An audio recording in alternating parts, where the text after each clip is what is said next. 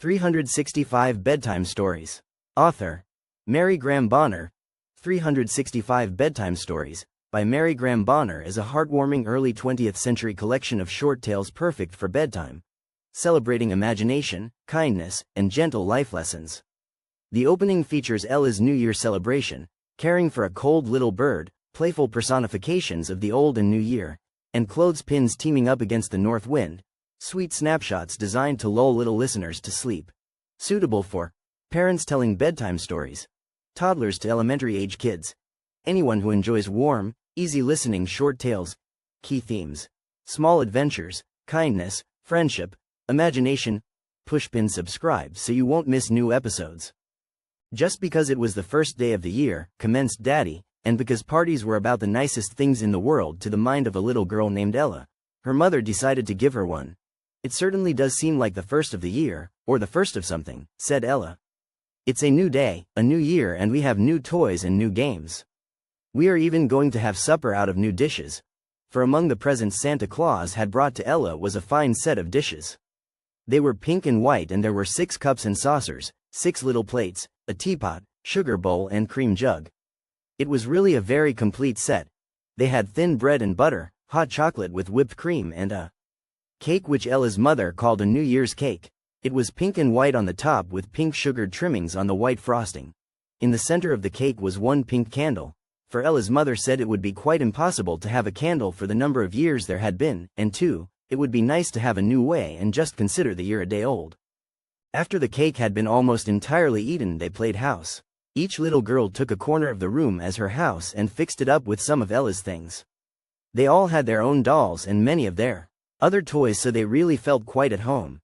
Then they began calling on each other, dressing up in shawls and old hats which Ella's mother let them use. After a while they heard a flutter against the window pane, and then another little flapping sound. It's a little bird, said Ella, as she looked out of the window. It's right on the sill, and I am dreadfully afraid it has hurt its wings. Poor little dear. They opened the window and Ella took the little bird in her hands. Oh, how cold the little bird's feathers were. We'll take care of you, said Ella. They gave the little bird some breadcrumbs and some water.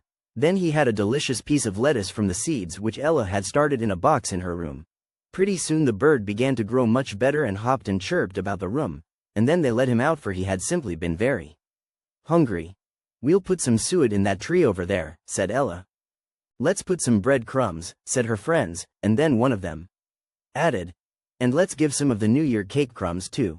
So the little bird was given a regular New Year's feast, and Ella and her friends were among other children who decided to look after the feathered people through the cold months of the winter and to give them breadcrumbs and suet which they love so well. Well, said the old year, I am going to make up a poem about myself. I feel quite poetical. And, said the new year, I will, too. For the new year didn't want to have the old year think that he was unable to do anything like that, even though he was young. But he felt very much pleased when the old year said, though I have lived 12 whole months, I have not become a poet. I think age should be given the right to speak first, said the new year.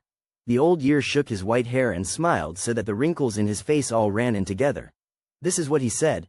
Yes, it is true I was feeling old. Yes, it is true I was also cold. Yes, it is true I heard them cheer, welcoming in the glad new year. Then New Year recited this verse. Of course, you see I was out for fun. My life has only just begun, they said. He is young and full of vim. No one can help but welcome him. You mustn't think I am conceited, he added. I say a lot to make my rhyme come out right. Of course, said the old year, for I do too. Well, I will give my second verse. Don't believe it all, though. Then the old year took an old harp he had and he began to play and sing, and this was what he sang. And poor old year, he almost wept as he packed up his things and left. But as he turned to say goodbye, something in him made him cry. Though my work is mostly done, I have, too, had lots of fun, and, ere I go upon my way. This I certainly would say.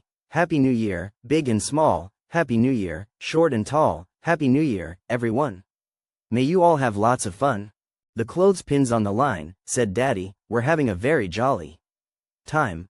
I'll blow those clothes away, said the north wind.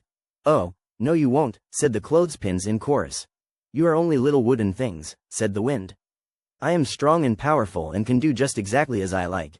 Now the fairies saw that the clothespins were doing their work so well that they thought they would like to help them, so they all perched on the line and began to sing. Hi-ho, let the north wind blow. The clothespins and we will certainly see that the clothes will stay here.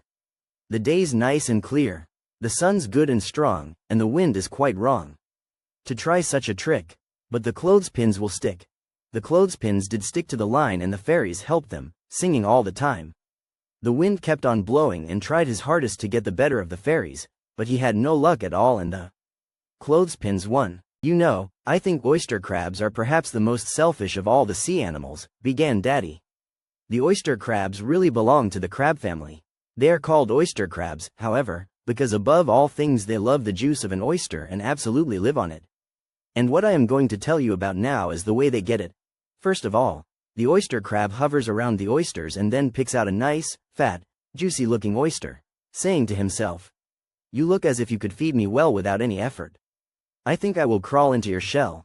So then he crawls right inside the oyster's shell and proceeds to enjoy himself. He prefers just to sponge on others, as the expression goes. Going to the dentist's always frightened Evelyn.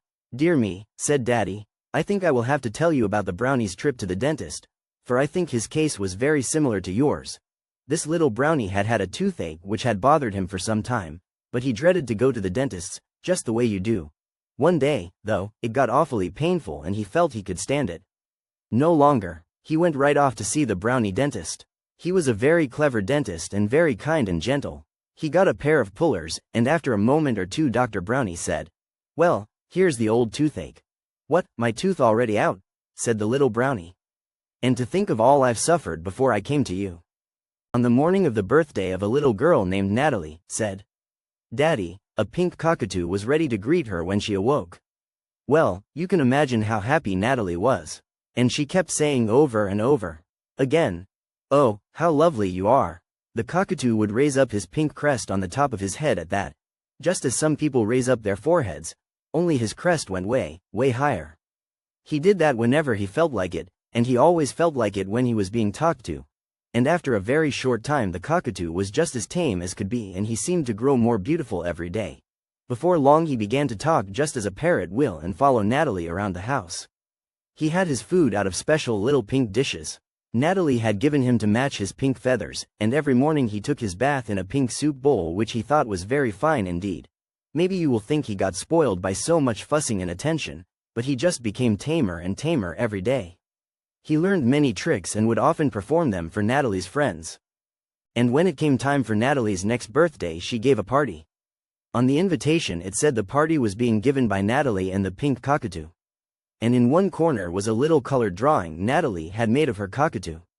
When the cockatoo saw it he put his crest way up in the air, and said in a funny voice, "Goody, Natalie," which was his pet name for his mistress. And this is a truly true story, you know. Once there was an old lady, said Daddy, who lived all alone. One day, though, she went to town and bought a pet monkey. She named him Niles. He was only 7 inches long and had a curly tail. He was a very dark gray color. He proved to be a most expensive pet, for he liked all the most delicious fruits and would only eat his bread and rice when plenty of rich cream was poured over it. What fascinated him above all was the old lady's rings. When the old lady saw how fond Niles was of jewels she took out her jewel box. Niles had the most glorious time playing with its contents. He decorated himself with all the beads and chains and bangles and looked at himself in the mirror. He shook all over, for he liked the noise as well as the glitter of the jewels. So the old lady was very, very happy with her pet monkey. Niles was delighted with his new home and his new mistress, for he had never had jewels to play with in the animal shop. 2 children, said Daddy, were skating on a pond. It was a blustery, snowy afternoon, and they were the only ones on the ice. A big dog was taking a good run on this cold winter's day when he spied the children on the pond. He went down to the pond and ran across it a little way, but the ice had a bad way of creaking, and he was sure it was not so very firm. He decided that he had better stay around to see that nothing happened to the children. He had been there but a moment or two when a terrific crack in the ice sounded. It gave way, and the 2 children fell through. The sheet of ice broke rapidly, and the water was soon clear for some distance around them. Quickly the dog went to the rescue of the children and swam to the shore with them. He saw some people drive by in a sleigh on the road above, and he barked so frantically that they stopped to see what the trouble was. Then, of course, they drove the two children to their home. The big dog went along too. The hero simply said, "Bo wow," when later they fastened a medal on his collar. He wanted to tell them that he thought they were being very good to him, and he thanked them, but at the same time he was so modest that he didn't think he had been so brave. He felt any other dog would have done just the same, as he adored children. "This evening," said Daddy, "I am going to tell you about the little boy who was given a jackknife as a birthday present. He did so many things with his knife that I think it might give you some ideas and suggestions of things you might make with the help of the knife." He set up a little carpentry shop in his room with a workstand.